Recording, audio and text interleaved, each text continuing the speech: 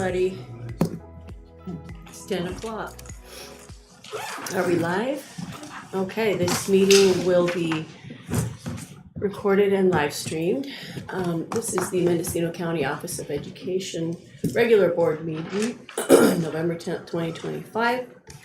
Item 1.1, I'd like to call the meeting to order and start with our flag salute. Please stand.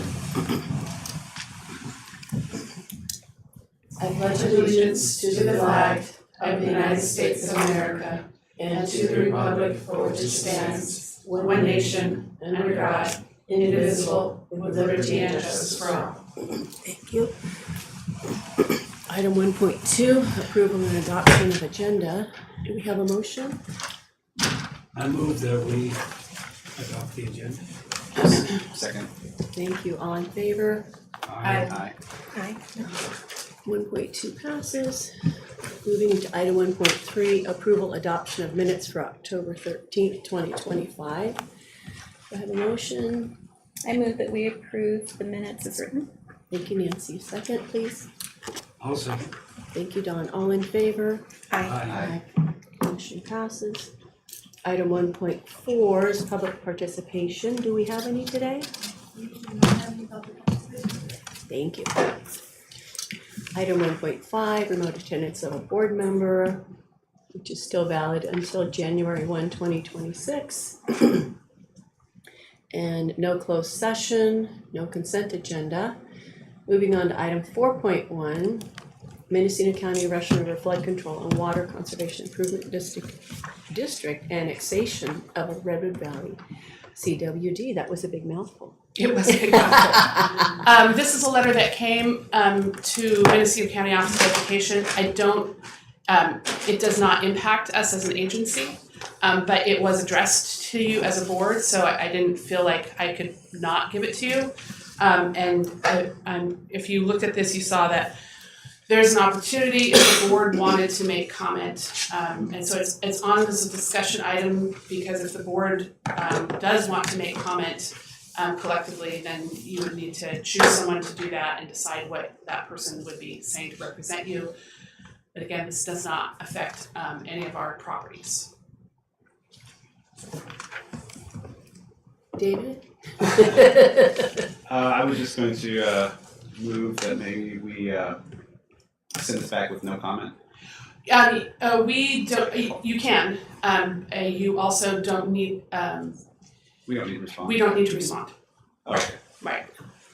It doesn't really affect us, but it came to us. Right. So we could just leave it, or but if we want to take some sort of action, then we would need to do that. But we can also just go to the next item, or yeah. Any discussion, anybody, questions? Okay, moving on to item 4.2, approval of surplus Zoom pod, which is pretty cool. When we first got those, I remember sitting in it. Yes. But when we had staff come back to the office, there was a great deal of concern that there was not enough space for, because so many people have shared spaces, that there would not be space for them to take meetings. Well, it turns out, we ordered 2 Zoom pods, and that's not what they're officially called, but that's what they are. And we ordered 2, they're both on this, in this facility. And there's one that is being used periodically, and there's one that is not being used. And we have a couple of school districts that would be interested in it, and since we're not using it, it's not the sort of thing that's gonna like get better with time. So I thought we would bring it to you for consideration to surplus it so we can make it available to school districts if they would like it. And they would like it. Awesome. okay, everybody had a chance to look at it, think about it. So we just need a motion to be able to set this. Yeah, I'll move that we surplus the Zoom pod. Thank you. I'll second. All in favor? Aye. Aye. 4.2 passes. Moving on to item 5.1. Our student rep Selena is not in attendance today, so we will skip our student rep report unless you wanted to. I will say, Something. she and I have met a couple of times. So I'm sorry that she's not here today. She did have a report, a verbal report ready. And there's a possibility that she might be attending the CSBA. There's a one-day conference or one-day, session workshop for student board reps. So I'm working with her to see if she wants to go. We'll make that happen for her. Wonderful. And moving on to item 5.2, our press release about David Strzok, our newest member. Welcome again. Thank you. Yeah, I'll just say, you guys have been very welcoming and I'm excited to be here. It's funny too, because there's people that I told that I was on this board, but it wasn't until they saw the article that they congratulated me. They saw it on Facebook, so it was real. So. It was Facebook official. Congratulations! Hey, I told you that a month ago. Yeah, That's a very nice write-up. it was. But yeah, it was very good. I appreciated it. Thank you. You did a good job. Moving on to item 5.3, review the draft 2026 Mendocino County Board of Education meeting schedule. Darn it, I'm losing my voice. Well, I can do most of the heavy lifting on this one as Okay. far as talking. So last month we brought you a very rough draft, and we discussed potential different times. Attached to this now is we actually looked at the board policy. The board policy does say that actually the board bylaw, that the meetings of this board do take place on the first Monday of the month at 10 a.m. and that occasionally can take place at 3 p.m. So we kept them as is at 10 a.m. Board bylaws can't be changed, but that's what it says, so we put it there. So we filled in the times. The other changes that you'll see here is that I've been in contact with a couple of our school districts to see if we can have meetings in their school district. And so the timing happens to fall in back-to-back months, April and May, having meetings in Anderson Valley and Laytonville respectively. So we're trying to get to all of the districts over a few years' time. And so those are in here as well. And then the other another change is the June meeting. In June, we have to have 2 board meetings because that's where we approve our budget and our LCAP. And we have them 2 weeks apart. However, the second one was a Monday after a 3-day weekend, and I think both for the board and certainly for staff, it'd be nice if they can make that a 4-day weekend since it's the end of most people's work calendar. So we, which we can move it back if you would like, but we have tentatively put that on the schedule for June 8th is our regular Monday meeting, and then June 10th, 2 days later, having that second June meeting. And then the other thing that is not yet finalized here is the location of our annual planning workshop, which we usually do on the coast. And so we're working on finalizing that date. So this does not need to be approved today. But we wanted to make sure we were very diligent about making sure it is what we want it to be, so that when it comes to you for approval in December. I also want to point out one other thing, and that is today, immediately after our meeting, or maybe a short recess after the meeting, we're going to meet for the first time since I've been in office anyway, as a Mendocino County Committee on School District Organization. David, you weren't here for that, but a few months ago we had a presentation on that. There's no, in the past that entity has only met when they had business to discuss. But it is a best practice for them to meet periodically anyway, so that if anyone wanted to come address that board, they know when those meetings are. And if there is business for the board or for that committee to address, it may be at a regular meeting, or if it's a time sensitive issue, it might be a special meeting. Nonetheless, we wanted to get 2 on the agenda. They probably are going to be very brief meetings with no or little business. And we have scheduled those in August and February. So those are the changes from last month to this month. And again, if you have things that you'd like to see different, it'd be great if we could hear about it today or between now and the next board meeting. Thank you, Nicole. Any questions or comments for Nicole? Looks good to me. Okay, great. The coastal location, that'll be a school site or? It's usually been not at a school site, at a hotel. It's often been at Stanford Inn, and last year we actually did it at the Noyo Harbor restaurant. Oh, that was beautiful. It was beautiful, yeah. It's I the like sort of that. meaning that it's there's more planning, and it's just nice to be in a more creative environment. Okay. Thank you. Moving on to item 5.4, the Williams sufficiency. And I'm not gonna read all that. So, Losing my This is voice. yes, the Williams deficiency for instructional materials. Veronica, are you presenting on this? Sure. So this is, or Nicole, too, you can No, chime go in for it. whenever. This is a,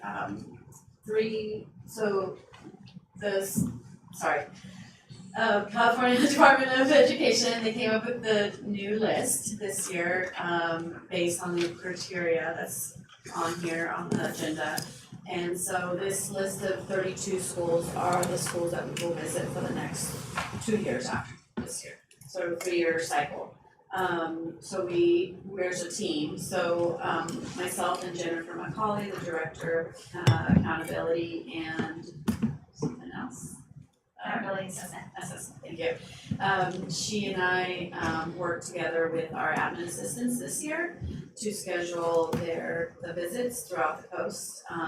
Like I said, we had 32 schools, and it was a combination of LEAs and charter schools. She and I and the admin assistants took care of the instructional material portion, where Ryan Bartow and his team took care of the FITS inspections. So there's a couple things that aren't gonna be presented here today. The data analysis for is in progress for the FITS. They've completed all their FITS, but it takes time to kind of go in and put it into their new system and figure out where the deficiencies are. And the FIT is the facility inspection tool. The other one is the teacher vacancy and misassignments.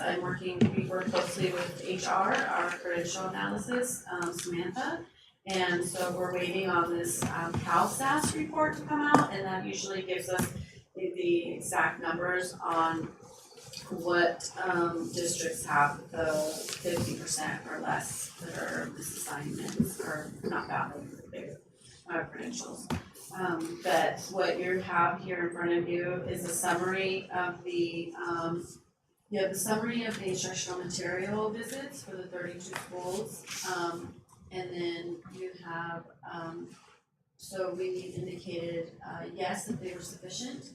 You can see here, the only district on here that we have no on is Leggett, and we're actually working closely with them. We're gonna be doing a follow-up visit, probably this week or next week. And it was just 2 areas. I think it was social science and history, I believe, or one or the other, that we just found we couldn't, when we visited, I didn't find all of the books related to the student. So we're gonna go back and just look at those again and try to pull, and we go as far as even like pulling things out of the closet for them and being like, okay, this is what your board approved, this is what you have. And so we follow up with that with the teacher also, and figure out if, what they're teaching and stuff like that. So, and then, so next month we'll bring back the facilities and we'll bring back the other report. The other report on here is UCPs. And this is a report that we bring to you guys, actually, a reporter for our schools, and then every district also sends us their report every quarter. And so here you can see that all of our districts in our county have 0 complaints in instructional materials, and these are very specific to UCPs, to the uniform complaint. So the instructional material facilities or teacher misassignments. You do see one on here, and that was in Brown Valley, and that was also resolved. So they are able to give us that report immediately when it's resolved. Thank you. Questions? Nancy. What is a misassignment? This assignment is, It means that their credential doesn't authorize them to teach in the area they've been assigned. It's often common in very rural small schools that you don't have a teacher that lines up exactly, and there's waivers that can occur, local assignment options that can occur to align a teacher for a shorter term. But it's like a science teacher potentially teaching a math course, right? They might have the number of credits to do it, but so then you can locally assign them or get a waiver, or maybe they're short one class to be able to do that, even though, you know, as a science teacher, I've taught math before, for example. I didn't hold the credential, but I was in a private school at the time, so it didn't matter. But so the misalignments or vacancies, many of our schools have vacancies and don't have teachers in those cases. With some of these as well, it said 15% or more they would have gotten pulled to get counted for the textbooks. A lot of our districts were very high on teachers that don't have a credential or interns, etc., because of the rural nature of our county. We're one of the highest in the state, next to Lake County. Yeah, when I was reading it this weekend, I thought, well, you know how sometimes you get a teacher who teaches maybe first grade for 10 years and then they get bumped to, let's say, third grade. You know, and I thought, okay, well, maybe that's what a misassignment. I didn't realize it was tied to their credential. So thanks for clarifying. Yes, so that would be a multi-subject. They could go either way. A lot of times this also happens at middle school because if you have multi-subject teachers or single subject, and it depends on how they core the students together. So for example, if they're cored, then they're probably having the same teacher for multiple subjects, even though they're in middle school. Whereas if they're single subject teachers, then they're rotating through, and depending on who you have sitting at that middle school, it can be a little bit of a puzzle piece to get everybody aligned perfectly. Okay. Thank you. I just wanted to say, go ahead, Rob. You know, just one comment, it's been a problem for years to get enough math teachers. And so very often you end up with the PE teacher teaching some sort of a math course. Yeah, I just want to say a special thanks to the admin assistants that really worked hard on getting out there in our very geographic area. So we had 7 admin assistants from the Ed Services department, and they all teamed up really well, and all the LEAs were really welcoming when we showed up. They knew exactly why we were there, and they just directed us to wherever we needed to find that curriculum. Thank you. Any more questions or comments? Moving on to item 6.1, our HR personnel report. I wanted to congratulate Alexia. I've had the pleasure of working with Alexia. It looks like they got a a promotion. Yes. Yay. Yes. And go ahead and take it away. Well, that's besides her promotion, we have a behavior aid, and I think that they were even a transfer, so I don't think that they're new either. So this is not prime hiring season, so it's very short list. Fortunately, most of our positions are filled. Moving on to item 6.2, NCOE school programs and student enrollment reports. You can see that there's not much change in our enrollments. We have a little bit more at community school, West Hills. We did have some return, but we had some come in, so you see the numbers up slightly in November. Oak Creek, there's a little shuffling of 1 or 2 students here or there. Some of our early start programs, we had a couple students age out of the program. And you can see that we have some of our coastal preschool programs that are enrollments up at the time of year. And all of our adult ed programs are running right now. So we'll have the CNA program that will be added to it. It started last Monday as well, so that we can see that enrollment next time as well. Thank you, Dr. Nicole. Any questions or comments on that? All right, we will move on to item 6.3, our Ed Services report with Dr. Nicole Liddell again. Thank you. I just wanted to point out 3 items in the report in case you had any questions on anything else. But our snack pack program, we received a JJCP grant in the increased amount to $70,000 for the food program. It was previously $50,000. We also received it says we're awaiting funding application from the Community Foundation, but we actually received money for the jacket program in the amount of $7,500. So that was received. And then last week, we had our first classified conference ever, and we had 68 classified staff from all around the county attend, and they had a really fun time learning about a lot of things, but I think in particular the Ukiah Players Theater was, they did improv with them about how to react in a situation and making confident communications, and it was really enjoyed, and you can see there's some feedback there. We're already starting to plan for what does it look like next year, how do we grow it, what can we do, and that's the highlights. If anybody has any questions. Just one comment, I was really glad to see that you're training those people. I always remember way back when I did my student teaching, one of my teachers at the college there said, the person who really runs the school is the school secretary. Absolutely. Any more questions, comments for Dr. Nicole? I'll just mention that I just happened to, I saw a play yesterday at UPT, and I happened to talk to one of the actors who ran that improv, or I don't know if he ran it, but he was participated in it. And I think it's a great idea. You know, improv is a great confidence builder, so it's cool to see that we're doing stuff like that. Thank you, David. Moving on to item 6.4, Business and Admin Service Report with Heather Rantala. Hi, good morning, everyone. For internal and external fiscal services, the main focus right now is really on the first interim budget update. So internal, we're working with all the departments to get those budget updates done, and then of course supporting the school districts and charter schools in their budget updates as well. In maintenance, the CNA program that you all got to see at the last board meeting, we did a site walk for some bidders because the roof is leaking. Go figure. No, just so that we got that, and the price actually came in quite a bit lower than we anticipated. So it's always nice to have that. We're also meeting with. We're always looking for grant opportunities to support our facilities and our programs working within services. As well as supporting the school districts and charter schools in our area. So we had a meeting with a representative from USDA to kind of explore what some of those opportunities will be. And as soon as the government shutdown is over, we'll be able to continue those conversations. Our IT team actually yesterday updated the firewall system, so that was awesome.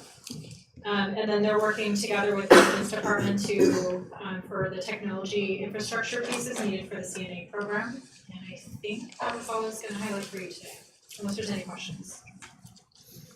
Any questions for Heather? Moving on to item 6.5, our superintendent's report with Nicole Glenn. Yeah. I almost called you Dr. Nicole, I'm sorry. Go ahead, my mom would love that. So in the last month since we've met, MCOE had a table at the Ukiah Pumpkin Fest that our early learning and care team and our adult ed staff, they were the main people manning it, and we even had some of our adult ed students that were there. So it was in the kids zone. If you've ever been, they have information and vendors, and then they have a kids zone. And so early learning and care put together a fun activity for kids. And then there was pamphlets to give out to people regarding some of the programs we run. So that is a 2-day long commitment, and I really appreciate the staff that volunteered to do that and the students. I had lunch with State Senate pro tempore Mike McGuire. He reached out to set up a lunch meeting because he was not able to attend the ceremony where where the awards were given from the California County Superintendents, and he was a recipient.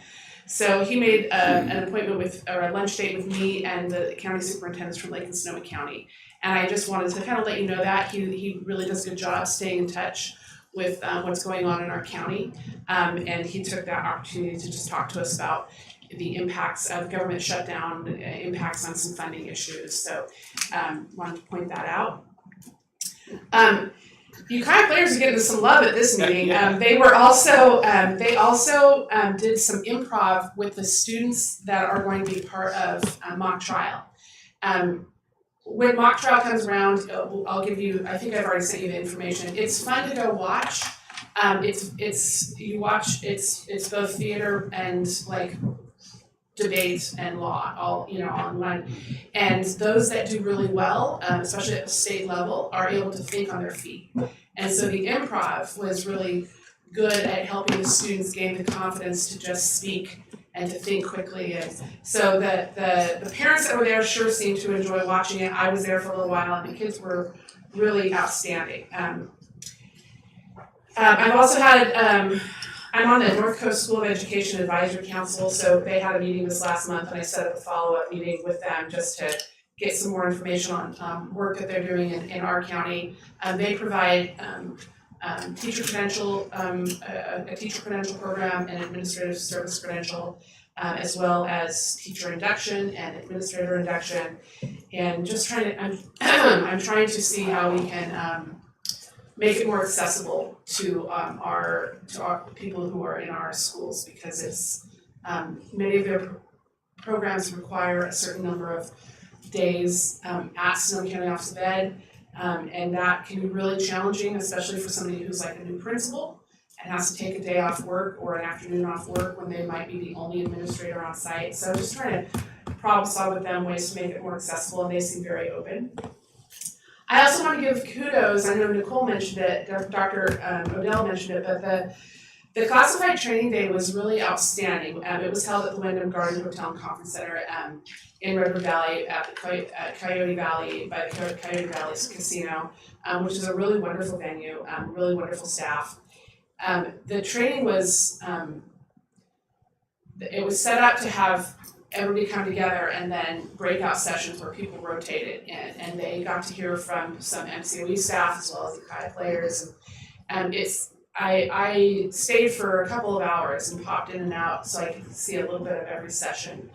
And I was really happy to see the MCOE staff doing such a great job presenting, but what really made me happy was to see the engagement of those that were attending and how willing they are to like talk about things and learn new things, like brain science, and how students with trauma may not respond the way you might expect them to respond.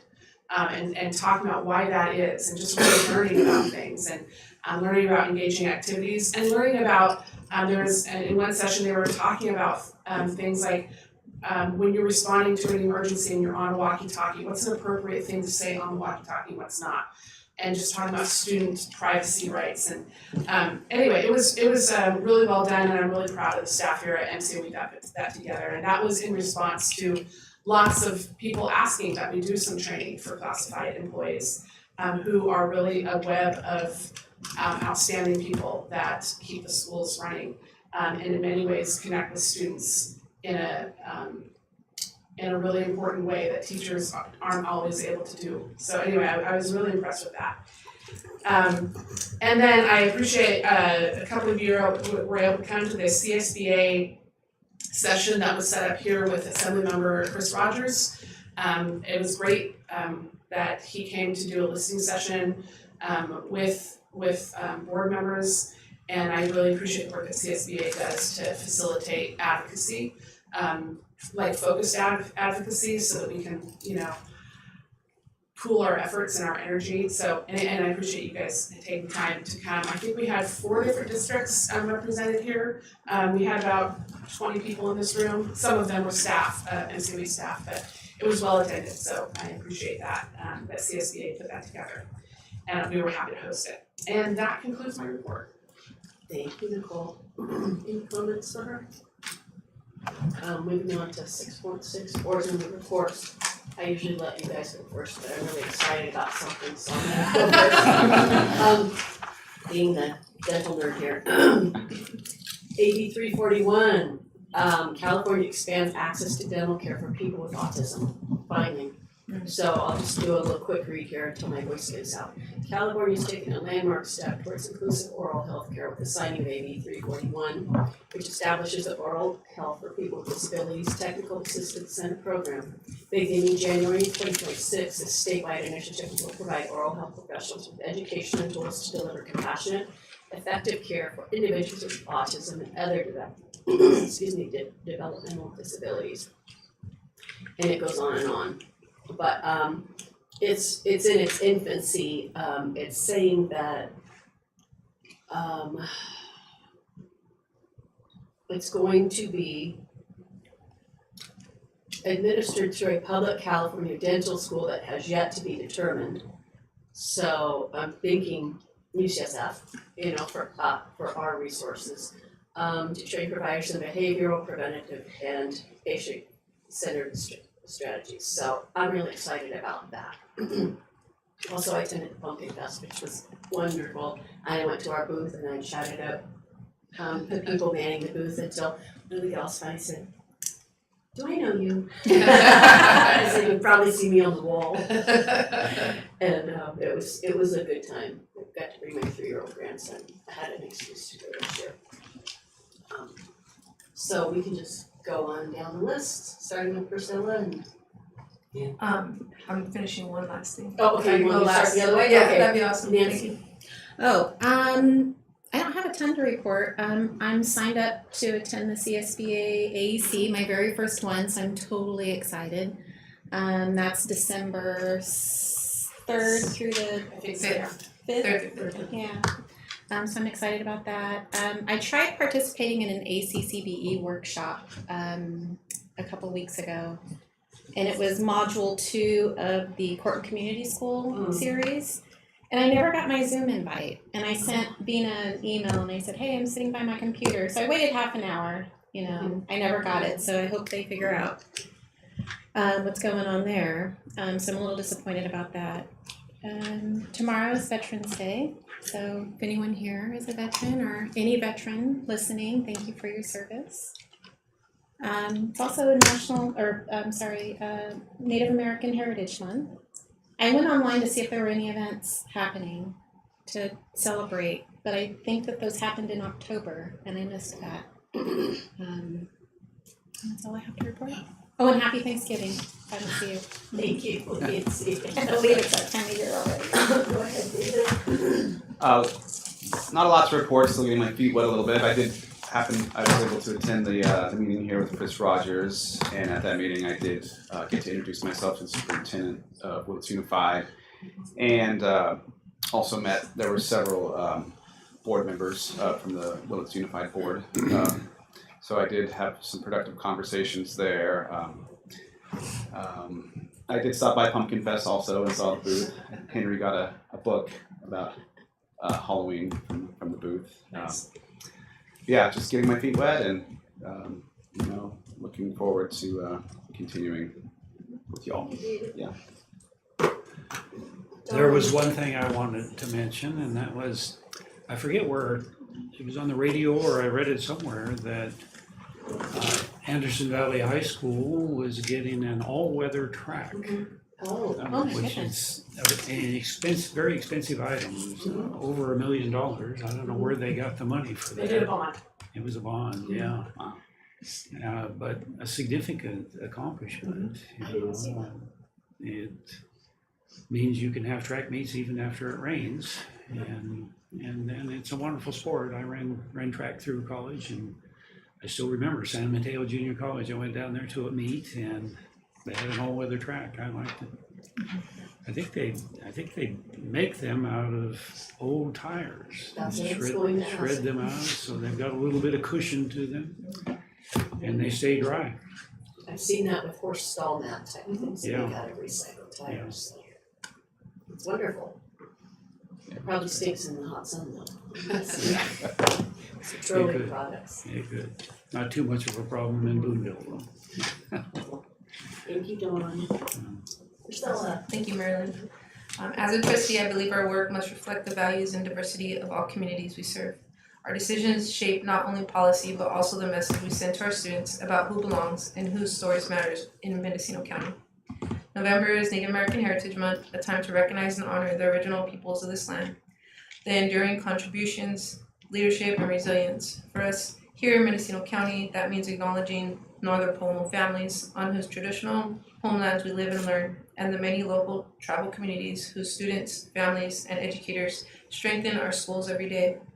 As a county board, we have the responsibility to ensure that Indigenous students are not invisible in our systems, that their histories are taught accurately, their families are welcomed as partners, and their cultures are reflected in the educational spaces we oversee. The data continues to show persistent inequities for Native students in academic outcomes, discipline, and access to culturally responsive support. But behind those numbers are students with deep cultural knowledge, creativity, and potential. Young people who deserve to thrive in our schools that understand and respect where they come from. Today, I want to take a moment to honor a few individuals and families whose dedication to culture, education, and community represents the heart of Native American Heritage Month. Their leadership as educators, as students, and as families reminds us that equitable, community-responsive education, what it truly looks like. These recognitions are not symbolic, they are an act of an alignment with our mission to serve all students across the county and to lead with integrity, inclusion, and accountability. Recognizing Native educators, students, and families strengthens our relationships in the community and models what partnership looks like when it's rooted in respect for each community's history and the shared belief that every child deserves to see themselves reflected in their education. It is my hope that this board will continue to grow in our awareness and commitment to tribal education, not just during November, but throughout the year, through collaboration with our local tribes, educators, and families who have carried this work for generations. I now invite us to honor and recognize the first recipients of our Native American Heritage Month certificates from my trustee, Area 2 of the board. The first recognition will be student leadership. This is a Ukiah Unified School District student athlete. I'm very proud to recognize Julian Williams Jr. for your leadership, academic achievement, and cultural pride. You remind us that the future of education is strongest when it honors heritage and community. Thank you for inspiring your peers and representing the values of Northern Pomo youth with excellence. And with that, I want to present this to our student present here today. Julian, if you could come up here, please.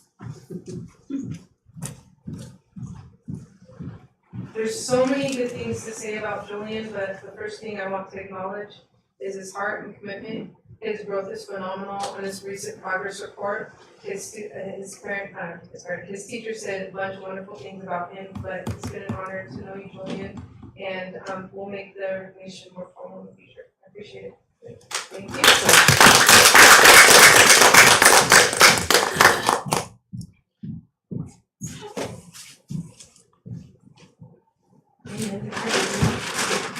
Julian. You can come back up here, please. I have something very special for you. I'm not the leader in the family. My husband is, and this is Shanta. This is from our family. Congratulations. Keep up the great work.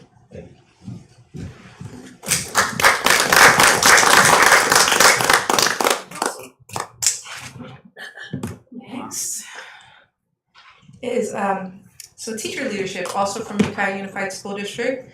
I'm honored to recognize Buffy Smith, who's teaching uplifts students and honors the stories, knowledge, and traditions of this land. Her leadership embodies what it means to educate with both excellence and heart, rooted in community and cultural respect.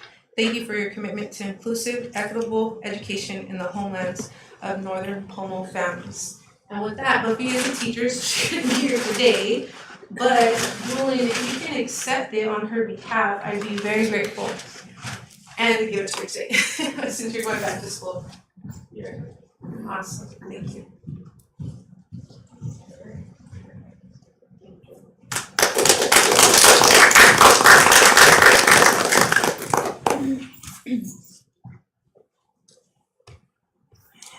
And lastly, last but certainly not least, it's a privilege to recognize one of our own families for your commitment to culture, education, and community. Your example reflects the strength and wisdom of Indigenous families and the importance of passing knowledge from one generation to the next.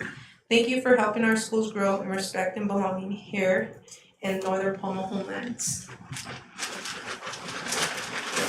Yolanda, it's for you.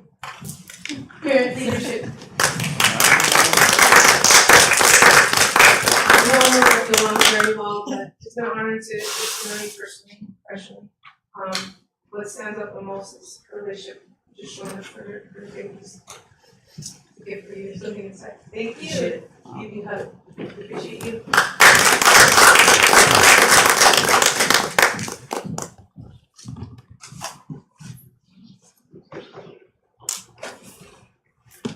In celebration of Native American Heritage Month, I am honored to recognize Buffy, her student Julian, and our staff Yolanda for their dedication to building inclusive, equitable, and community-responsive learning environments.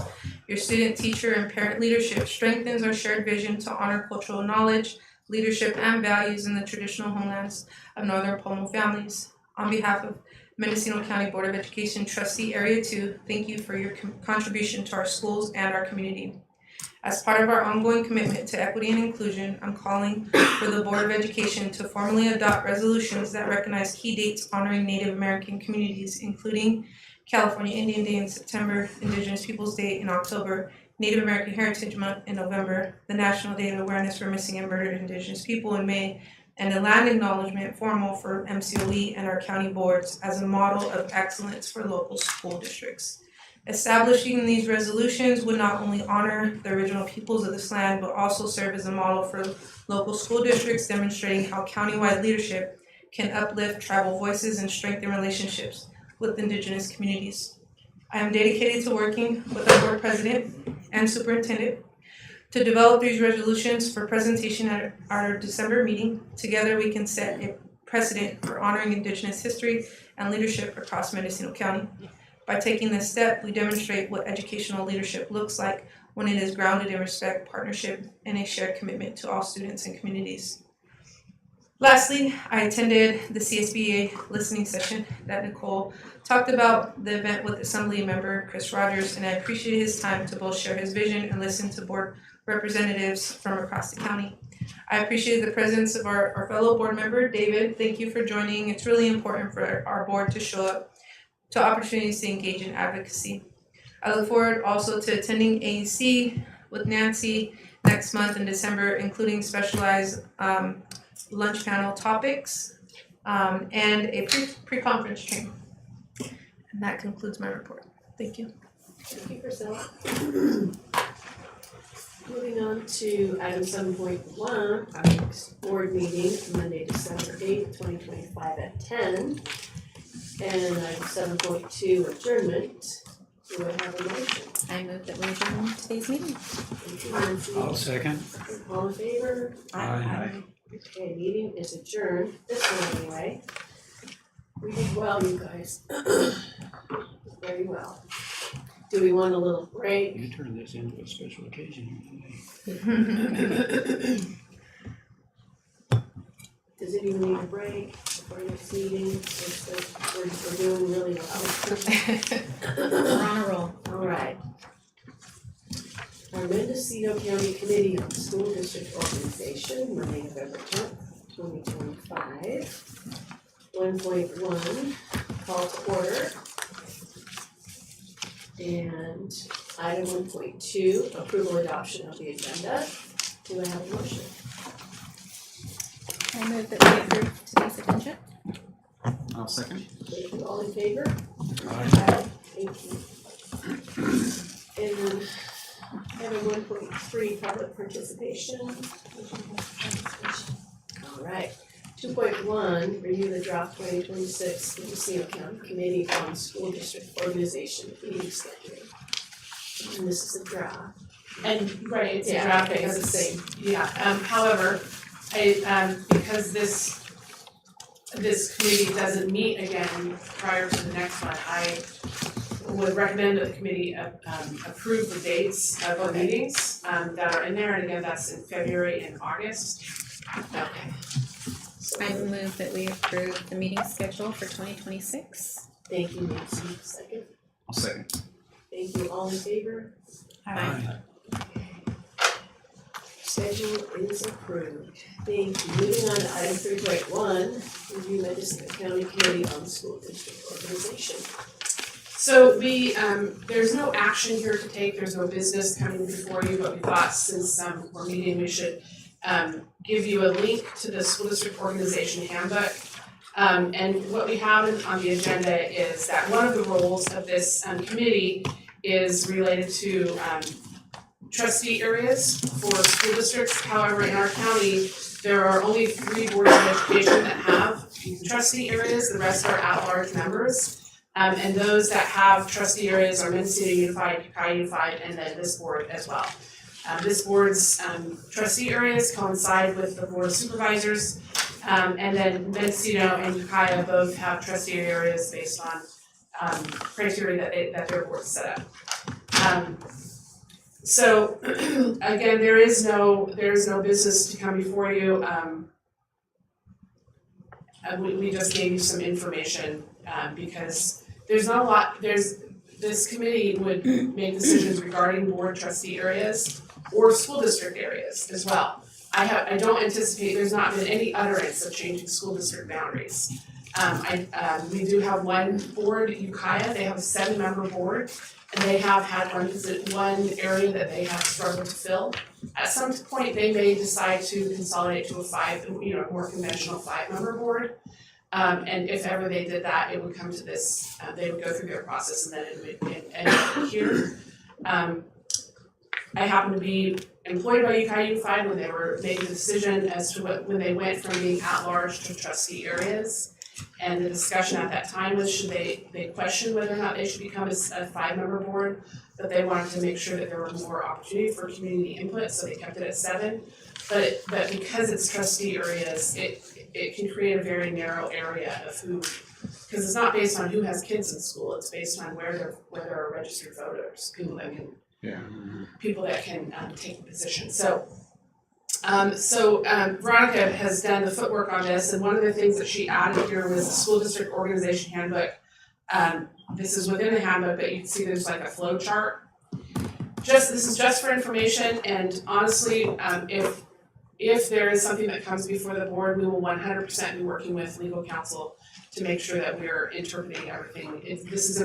It's not a lot, and it's unlikely anything will come to you, but when it does, it is very important that it be done correctly. So we will be working with legal counsel. So you are welcome to look at this and ask questions. We will gather answers for you, but I don't want you to feel like you have to know everything about this because we will rely on legal counsel if we actually are faced with any decision to make. Makes sense. I remember hearing about that. Is it Ukiah? Which board is it? The 7-member? The 7-member is Ukiah. Ukiah, okay. Any questions? I dug into those resources quite a bit last night, and one thing of interest that I noted in there was that certain combining of districts is considered a project under CEQA. I just found that interesting. But I guess trustee areas for a school district, maybe doesn't reach that threshold. I think it's more with combining districts. Yeah. Or. I'm not sure. Yeah. Anyway, that's just something. Yeah. That was interesting. Well, I'm glad you dug into it. You're on the right board. That's what it takes. Yeah, okay. Any more questions or comments before we go to item 4.1, adjournment? Okay, do I have a motion to adjourn? I'll move that we adjourn the meeting. Thank you, Dawn. Second? I'll second. Okay, all in favor? Aye. Thank you guys. Thank you. Oh, that was cool.